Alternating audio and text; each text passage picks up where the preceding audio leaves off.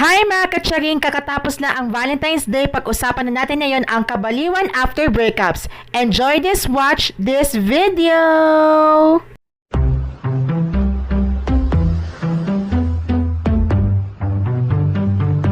Eto, sa isipan natin video ni Lord Cadena, ano ba ang gawa ng sikreto pagkatapos ang ginawa ng hiwalayan sa kabaliwan? Number 1, more stalk sa ex. Ayan, ang tagal ng loading.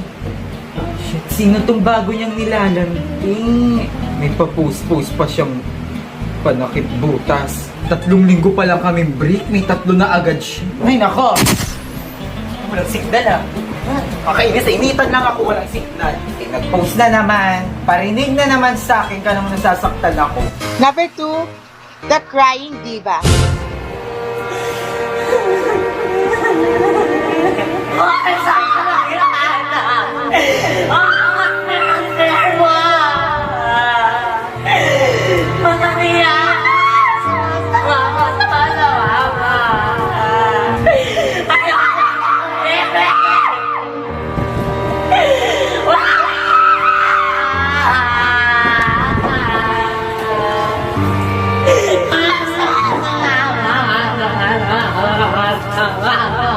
Kainin niyo basahan.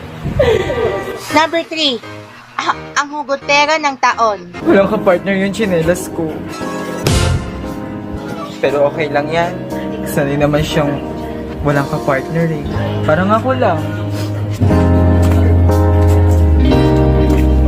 Number 4, pag may makeover. May kasabihan kasi paggawa na magpapamakeup ka, mapapashampoo ka, o mapapagupit ka, para mag-ayos ka na buhok, para kagwapo. Ano pong gusto gupit nila?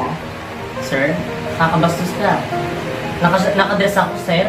Naka-choker ako, sir. Sorry Habang ang buhok ko, sir. Akala ko kasi nakista ka. Oh, by the way, ano ba gusto mo ba? Bonggang transformation na hindi ako iiwanan ng bago kong boyfriend. Nagalit? Okay na ba yun, sir? Okay na siya, kaso parang may kulang eh. Parang mas gusto kong paikliin mo. Okay. Tapos tanggalin mo yung kulay para maghabol siya ng bongga. Okay. Gusto ko yung magmukha akong lalaki.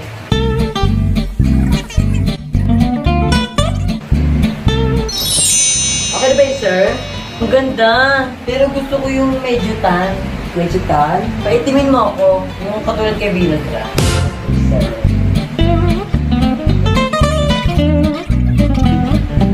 Ayan, okay na ba yun, sir? Ang syakang ginawa mo! Sabi ko, tan! Tan na yan!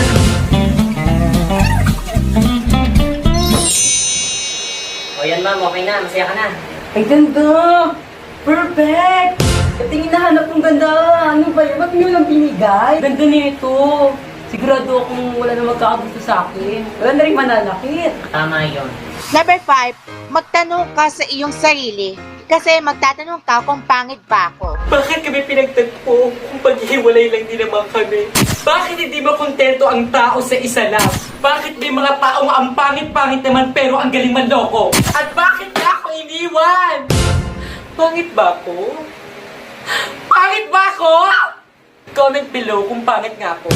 Pangit ba ako? Pangit ba ako? Pangit ba ako?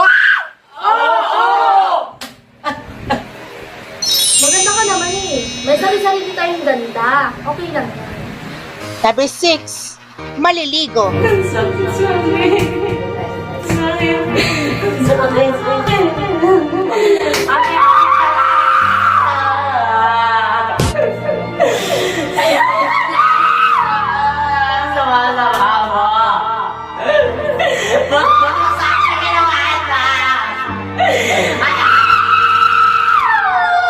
Naliligo ko. Parang wala na. Maalala na ako. Plus one. Tawa ka, parang wala mga alala sa bako. At magsasakusto ako, pag wala ang mo sa akin sa puto.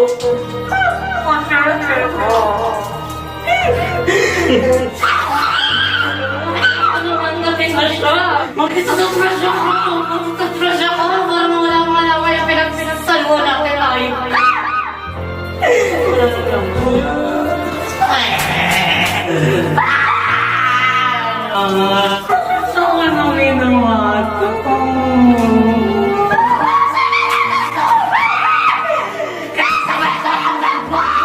Pagpapas ng feelings ko sa'yo.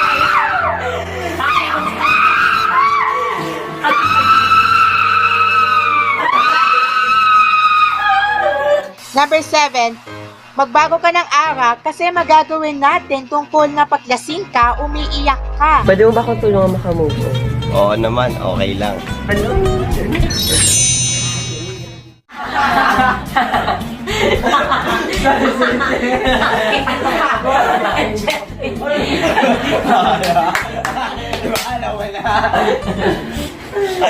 ginawa sa akin yun? Hinahan niya ako! Alam niyo ba yung feeling na gano'n? Hinahan niya ako! Tahimik na. Iwan niyo. Okay lang yun. Eh, murag yun. Nakakainis. Iniwan Tama na yan, okay lang yun. Iniwan ako. Isa pa!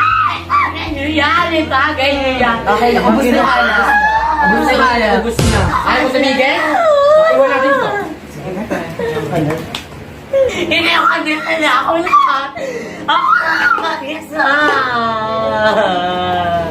Iniwan nila ako. Thank you sa'yo. Walang ano ma. Thank you sa'yo. Thank you. At number 8, hiwalayan mo ang breakup kung hindi mo sinabing tinitingnan ng iyong jowa. Hi, Jessica.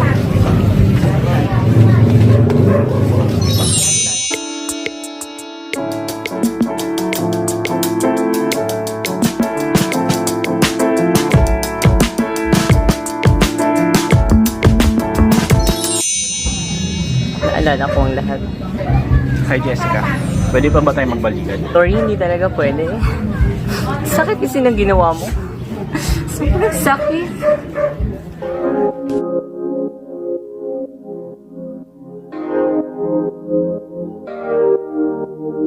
Wake up, baby, all the stars are shining bright.